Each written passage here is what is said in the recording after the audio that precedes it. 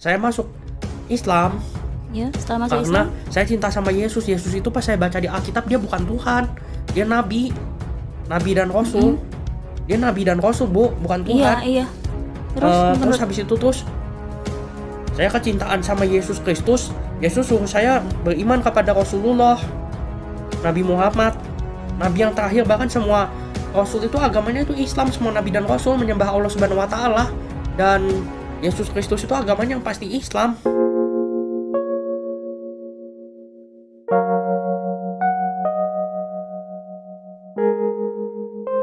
Yang menyembah patung anak sapi gara-gara disesatkan Samiri dibunuh taubatnya, Samirinya tidak dibunuh, tapi cuma diusir.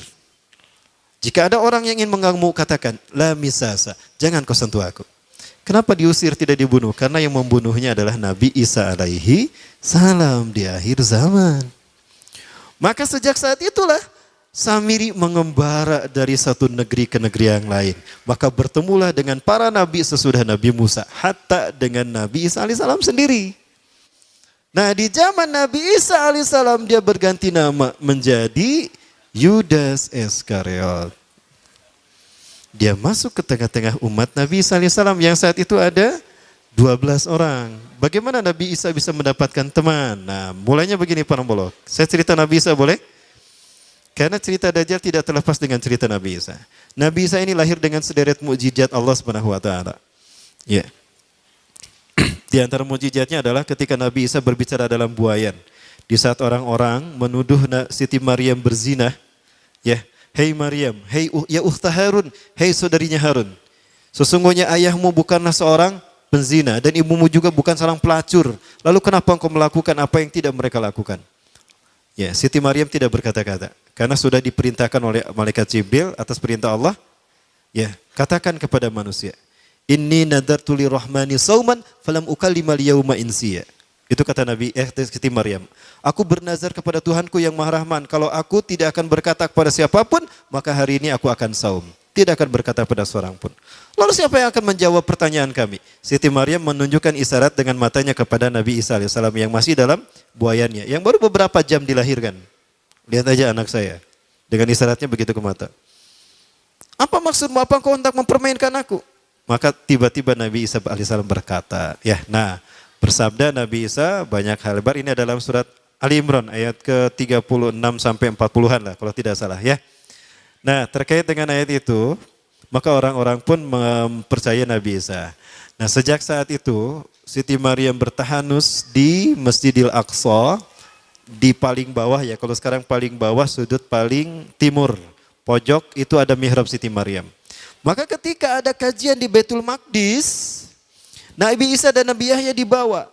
Nah, saat itu terjadi konspirasi yang dilakukan oleh para pendeta Sanhedrin. Para pendeta Sanhedrin inilah mereka yang memalsukan Taurat menjadi Talmud dan merekalah Yahudi Talmudian. Ya. Ketika mereka menyampaikan Talmud yang mereka klaim Taurat, Nabi Isa yang masih kecil nerekel karena bangku. Protes kepada para pendeta tadi, wailun lakum innakum tuharifuna al-kalima amma maudih. Sungguh celaka kalian telah merubah Taurat dari tempatnya. Taurat yang kalian sebutkan tadi tidak begitu. Nih Taurat yang asli begini. Kaget tuh pendeta Sanhedrin. Allah, ya budak bener. Oke ngomong dah, oi. Berpuluh-puluh tahun ceramah kita nggak ada yang mendebat dan tidak ada yang tahu apa yang kita lakukan. Dan hari ini ada yang mendebat kita, ada yang mengkritisi kita. Jangan mengkritisi budak letik deh. Wah, setiap kali pendeta Sanhedrin ceramah, setiap kali itu pula Nabi Isa alaihissalam mendebat mereka, mengkritik mereka, menyanggah mereka, membantah mereka. Maka mereka para pendeta Sanhedrin marah besar kepada Nabi Isa. Maka terjadilah rapat penting saat itu. Celaka kita, kalau anak ini dibiarkan, tekor kita, kanyahuan bohong na urang. Kuma itu bunuh anak ini. Tunggu, nggak boleh kita membunuhnya. Kalau kita membunuhnya, lalu bagaimana kita? Kita akan kehilangan posisi sebagai pesuruh Tuhan. Tenang, gampang, kita bunuh dia dengan tangan orang lain. Caranya gimana? Nah, dibuatlah doktrin Tuhan. Bingung, cerita ini Samiri tahu. Samiri hafal peristiwa ini. Ya, Karena dia punya pendamping dari bangsa jin, perhamba Allah. Ketika Nabi Isa membongkar kedustaan para pendeta Sanhedrin, pendeta Sanhedrin membuat tipu daya. Apa tipu daya yang dilakukan para pendeta Sanhedrin? Karena mereka sudah terbiasa mengarang cerita tentang kitab-kitab Allah. Mereka mengganti sebuah ayat dari tempatnya. Sumayaktubunal kitaba biaidihim. Lalu mereka menulis ayat dengan tangan mereka. Sumayakuluna hada min indillah. Lalu mengatakan ini dari Allah padahal bukan dari Allah.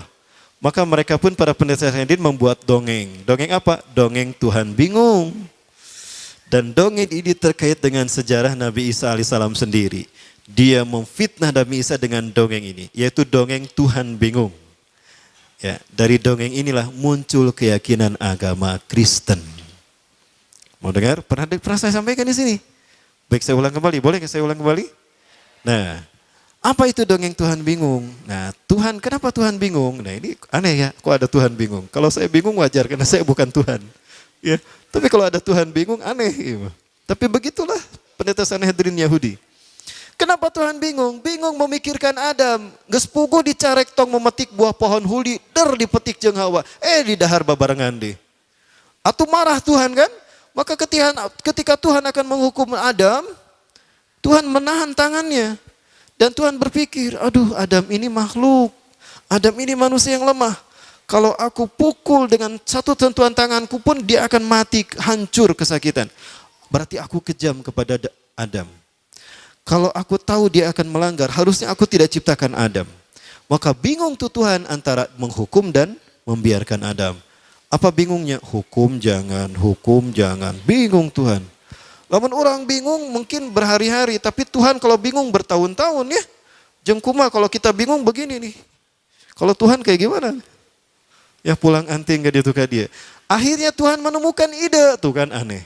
Dan ini ada yang sampai ke akidah orang Syiah, Al-Bada. Ada 10 akidah Syiah, salah satunya yang ke-8 Al-Bada. Yaitu Tuhan pernah tidak tahu sesuatu, lalu Tuhan ingat sesuatu. Maka saya yakin betul kalau Syiah juga adalah agama ciptaan Dajjal. Tolong saksikan. Saya mengatakan demikian karena sudah berdebat dengan mereka. Dan saya sudah pelajari akidah Syiah ini beberapa sedikit. Tapi saya makin yakin, ini agama ciptaan Dajjal. Yahudi. Baik, lanjut. Akhirnya Tuhan punya ide. Ketika Tuhan menemukan ide, Tuhan berteriak, Eureka, Eureka. Tahu Eureka? Ya itulah. Ya, Tuhan punya ide. Apa idenya? Aku kan Tuhan. Tuhan itu immortal. Kalau begitu aku saja yang dihukum, jangan Adam. Baik, kalau begitu aku harus menjelma menjadi manusia. Jibril, sini Jibril. Baik Tuhan. Ada apa Tuhan? Jibril, tulis maklumat Tuhan. Baik Tuhan. Jibril buka laptop, ketik maklumat Tuhan, .2. Satu apa Tuhan? Catat maklumat Tuhan nomor 1. Tuhan menjelma menjadi manusia. Baik Tuhan. Nomor 1, Tuhan menjelma menjadi manusia. Kalau salah ketik, di delete lah. Lagi. Berikutnya Tuhan bingung lagi. Kalau aku menjelma menjadi manusia, bagaimana aku hadir ke tengah-tengah manusia? Kalau aku muncul begitu saja, manusia tidak akan percaya dengan keberadaanku. Kalau begitu aku harus lahir secara normal. Baik, Jibril, maklumat nomor 2, Tuhan lahir secara normal. Baik Tuhan, ditulis Tuhan lahir secara normal. Berikutnya bingung lagi Tuhan, kalau aku lahir secara normal, siapa wanita yang layak melahirkan Tuhan? Bingung Nabi Isa, tong boroning di sana di Bethlehem ya, di Palestina. Iya di Istiqomah Weloba, gimana nih saya pilih nih? Kata Tuhan. Akhirnya Jibril ngasih masukan. Tuhan, boleh saya ngasih masukan? Apa Jibril? Hebat ya, Tuhan dikasih masukan sama Jibril. Tuhan, saya ingin ngasih masukan. Apa Jibril? Anda pernah mengutus saya ke Bethlehem. Ada sebuah desa bernama Nazaret. Di sana ada seorang wanita suci yang sejak lahir sampai sekarang terlindung dengan kesucian dari sisimu ya Tuhan. Siapa dia Jibril? Masa Tuhan tidak tahu? Aneh. Nah, begitulah Yahudi. Begitulah pendeta Sanhedrin. Siapa dia Jibril? Maryam binti Imran Tuhan. Hidupnya penuh dengan kesucian, hanya ibadah kepadamu di Baitul Maqdis. Ya Jibril, ihbit ilal ardi kullaha li annani sangfu min ruhi ilaiha. Jibril, turun kamu kepada Maryam. Katakan aku akan meniupkan sebagian ruhku kepada Maryam. Maka itu pun terjadi. Dengan kuasa Tuhan kata mereka. Lalu Tuhan meniupkan sebagian ruhnya ke dalam rahim Siti Maryam. Maka hamilah Siti Maryam dan lahirlah Yesus Kristus untuk menebus dosa manusia. Maksudnya menggantikan Adam dihukum oleh Tuhan. Intinya mereka ingin membunuh Nabi Isa karena membongkar kebohongan pendeta Sanhedrin, memasukkan Taurat menjadi Talmud. Supaya tidak ketahuan dan prosesnya enak untuk membunuh Nabi Isa, dibuatlah dongeng kayak gini. Sebagaimana para ulama ingin dibunuh, dibikin dongeng nugelo, ngabunuh para ulama. Nah, nyambung pisan. Ya. Cerita inilah yang berjudul tadi Tuhan bingung. Maka cerita ini dihasutkan ke raja-raja Romawi. Salah satu raja Romawi yang terbesar yang terhasut adalah Herodes. Maka Herodes pun marah kepada Nabi Isa. Maka dikejar-kejarlah Nabi Isa. Nabi Isa faham dirinya akan dibunuh. Maka Nabi Isa mengembara dari satu tempat ke tempat lain. Pengembaraan dia mengusap bumi dengan pengembaraannya. Diberi gelar Al-Masih. Itulah arti Al-Masih. Yang mengusap bumi dengan pengembaraannya. Datang Nabi Isa alaihissalam kepada satu kaum yang sedang mencuci pakaian. Nabi Isa berkata pada kaum tadi, kalian sibuk mencuci pakaian, membersihkan pakaian kalian dari noda dan kotoran. Tapi kalian tidak pernah mensucikan hati kalian dari dosa-dosa kalian. Siapa engkau? Berimanlah kepadaku dan bersaksilah. Aku Isa bin Maryam, Nabi dan Rasul Allah untuk kalian. Aku diutus untuk menyuruh kalian beriman kepada Allah. Maka berimanlah mereka. Salah satu yang beriman dari mereka adalah Barnabas. Ya. 6 orang beriman tuh. Pergi lagi melakukan pengembaraan. Ada satu desa di mana banyak orang buta sejak lahir. Diusap oleh Nabi Isa dengan mengucapkan Bismillah. Maka sembuh itu butanya. Ada orang berpenyakit sopak. Diusap oleh Nabi Musa, sembuh biiznillah. Ya. Mengembara lagi bertemu dengan orang-orang yang sedang memancing ikan. Nengarana mancing berjam-jam kan. Tiisuk jedur tapi kepeting jedor. Tanu mancing dah. Maka Nabi Isa berkata kepada para tukang pancing tadi. Hei bapak-bapak tukang pancing. Ya, kalian sibuk mencari bekal untuk hidup kalian di dunia, tapi kapan kalian meluangkan waktu kalian mengumpulkan bekal untuk akhirat kalian? Siapa Anda? Aku Isa bin Maryam Al-Masih, utusan Allah. Aku diutus untuk menyuruh kalian beriman kepadanya. Maka Nabi Isa pun memberikan wejangan pada mereka, mereka pun beriman. 6 orang menjadi pengikut Nabi Isa. Salah satu dari mereka bernama Yakobus. Maka genaplah jumlah mereka menjadi 12 dan mereka disebut Hawariyun. Di saat Nabi Isa melakukan perjalanan menyelamatkan diri, masuklah Yudas Iskariot alias Samiri ke zaman Nabi Isa. Nabi Isa berkata kepada pengikutnya, hati-hati iblis masuk ke tengah-tengah kalian.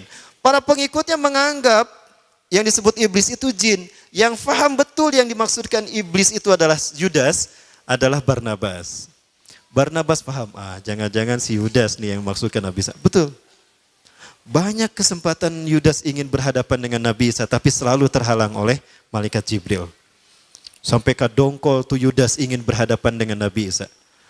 Ketika Yudas ke sini, Nabi Isa ke sana. Ketika Yudas ke sana, Nabi Isa, kaditu. Jadi papaling pangwai. Sampai kageram itu si Yudas. Terakhir berkata pada Barnabas, sampaikan aku ingin bertemu dengan Isa bin Maryam, dengan Nabiullah, dengan Rasulullah. Maka Barnabas menyampaikan pada Nabi Isa mengatakan pada Barnabas, hei Barnabas, katakan, belum tiba saat perjumpaan kita. Perjumpaan kita nanti di akhir zaman. Oh, kata Nabi Isa tuh kepada si Yudas Iskariot. Ini menguatkan kalau Yudas itu Dajjal. Betul, makin kuat lagi ketika ceritanya dilanjutkan. Nah, sampai di satu saat ketika Allah melihat Yudas Iskariot ini akan berkhianat, maka Allah berfirman kepada Nabi SAW di dalam Quran ini. Izqalallah, dan ingatlah Muhammad ketika Allah berfirman, ya Isa, hei Isa, ini mutawafik, sesungguhnya aku akan menidurkan engkau. Kalimat mutawafik ini tidur. Surat Al-An'am ayat keberapa tuh? 62 apa? Wa huwallazi yatawaffakum bil-lail, dan dialah Allah yang telah menidurkan kamu di waktu malam. Nah, wafat di sini artinya tidur. Jadi Nabi Isa ditidurkan, wa rafiqa ilayya, dan aku akan mengangkatmu ke sisiku, wa mutahhiruka minal ladzina kafaru, dan aku akan mensucikan kau dari orang-orang kafir. Ada yang menyebutkan bahwa mutahhiruka ini adalah bersihkan namanya. Allah tunjukkan yang bergelar Al-Masih bukan Dajjal, tapi Nabi Isa alaihissalam. Wa ja'ilul ladina tabauka fawqal ladina kafaru ila yaumil qiyamah. Dan aku akan menjadikan orang-orang yang mengikutimu lebih kuat dan lebih mulia dari orang kafir sampai hari kiamat. Summa ilayya marji'ukum. Kemudian kepadakulah kembali kalian. Fahkumu bainakum. Aku akan menghukumi di antara kalian. Fima kuntum fi tahtalifun. Atas apa yang kalian perselisihkan. Maka Nabi Isa sebelum Allah berfirman begini. Nabi Isa berseru kepada kaumnya. Ingat kaumku. Tidak lama lagi akan datang pada kalian. Kelak di antara kalian ada yang berkhianat kepadaku dan dia menggantikan tempat kedudukanku. Maka apa yang terjadi? Tidak lama kemudian datang seseorang dari pengikut Nabi Isa yang bernama Hawariyun ini. Yang digelari Hawariyun. Ya. Wailun lana wailun lana. Celakalah kita, celakalah kita. Intabihu antum. Wa intabihu anta ya Rasulullah. Bersembunyilah kalian dan bersembunyilah anda wahai utusan Allah. Sesungguhnya Herodes dan pasukan Romawi mereka dituntun oleh Sanhedrin para pendeta yang memasukkan Taurat kita. Ya, untuk datang membunuh kita. Maka Nabi Musa memerintahkan semua Hawariyun bersembunyi. Nabi Isa pun bersembunyi.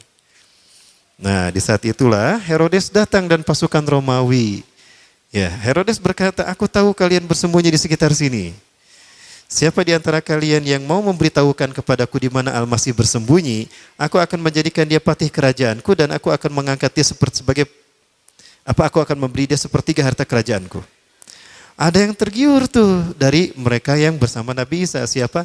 Yudas Iskariot. Yudas keluar memberitahukan pada Herodes di mana Nabi Isa bersembunyi. Ya. Mari ikuti aku tahu di mana Al-Masih bersembunyi. Maka ketika dia akan masuk ke tempat Nabi Isa bersembunyi, di sini Allah berfirman seperti ini. Maka Nabi Isa pun ditidurkan Allah dan diangkat ke Matlaul A'la. Kita tidak tahu di mana tempat Matlaul A'la. Rasul tidak menyebutkan. Maka Nabi Isa sudah tidak ada. Begitu Yudas mau masuk, tunggu aku akan pastikan apakah Al-Masih ada di dalam atau tidak.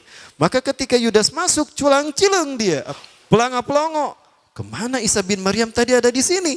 Disitulah Allah merubah wajahnya menjadi Isa bin Maryam. Quran surat An-Nisa ayat 157. Wa qaulihim dan perkataan mereka inna qatalnal Masih Isa bin Maryam Rasulullah dan klaim para pendeta Sanhedrin. Him di sini kembali kepada para pendeta Sanhedrin. Inna qatalnal Masih Isa bin Maryam Rasulullah. Kami sedang membunuh Isa bin Maryam utusan Allah. Wa ma qataluhu mereka tidak membunuhnya. Berarti mati tidak Nabi Isa? Tidak, kan tidak dibunuh. Wa ma salabuhu dan tidak pula menyalibnya. Lalu siapa yang disalib? Apakah Nabi Isa? Bukan. Siapa? Walakin syubiha lahum. Tapi orang yang Allah serupakan dengan Isa. Siapa yang Allah serupakan? Yudas Iskariot. Alias Samiri, alias Dajjal.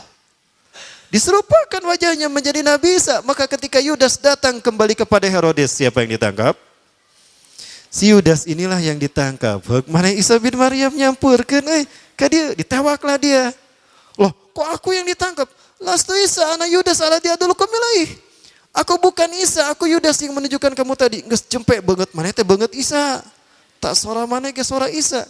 Ditangkaplah Yudas dan disalib. Ketika dia ditidurkan untuk disalib, dia melihat Nabi Isa dinaik ke langit, diangkat. Di saat itu Yudas berseru, Eli Eli lama sabachthani, ada dalam Bible tuh. Tuhanku, Tuhanku, kenapa kau tinggalkan aku? Jadi Tuhan bahasa Ibraninya Eli. Ini menunjukkan kalau Nabi Isa diangkat dengan fisiknya, buktinya Yudas kok bisa melihat Nabi Isa diangkat? Kalau cuma ruh kenapa bisa dilihat? Berarti Nabi Isa diangkat dengan fisiknya. Maka kemudian dibangunkan tuh si Yudas, diarak ke bukit Golgota. Golgota artinya tengkorak. Ke bukit itulah si Yudas diarak. Karena salibnya tinggi, salibnya kadang digotong, kadang dia menunduk begini. Herodes memegang pedang di tangan kanannya, Old Testament perjanjian lama di tangan kirinya. Itu pedang ditusuk-tusukan ke tubuh Yudas. Ketika menusuk tubuh Yudas yang dikira Yesus, dikira Nabi Isa, darah bercucuran diminum tuh darahnya. Oleh para pendeta Sanhedrin dan tentara Romawi. Kenapa? Jika ada bagian tubuh Isa bin Maryam, Yesus Kristus dalam tubuh kita, bersatu dalam tubuh kita, maka tubuh kita tidak akan disentuh api neraka selamanya. Ini menjadi rukun kelima agama Kristen, Ekaristi Holy Water. Ini yang menyebabkan lahirnya agama Kristen. Ada 7 rukunnya. Rukun yang kelima, rukun meminum air suci. Ya. Di bawah, di depan patung Bunda Maria atau patung Yesus Kristus ada seloki, itu diganti, ada cairan warna merah darah. Itu diganti dengan sirup koko pandan, marjan. Kan sama merah ya. Nah, banyak tusukan daging tusukan pedang menusuk tubuh Yudas, dagingnya terkelupas diambil dimakan. Jadi rukun agama Kristen yang ketiga, Ekaristikus Kudus, rukun memakan tubuh Tuhan. Kalau sekarang ketika kebaktian selesai, berbaris mereka untuk keluar, pendeta berdiri di tengah, mereka berbaris menerima roti. Haleluya. Keluar. Nah itu rukun ketiga agama Kristen. Lihat kalau mereka kebaktian di gereja, kayak gitu. Nah ini yang dimaksudkan Rasulullah SAW. Yang membuat saya yakin kalau Yudas itu dajjal. Materi kita kayaknya berlanjut nih, belum selesai nih para Allah ya. Kita belum membahas dajjal, ini dajjal sebelum Rasulullah. Nanti kita bahas dajjal setelah Rasulullah SAW sampai kekinian.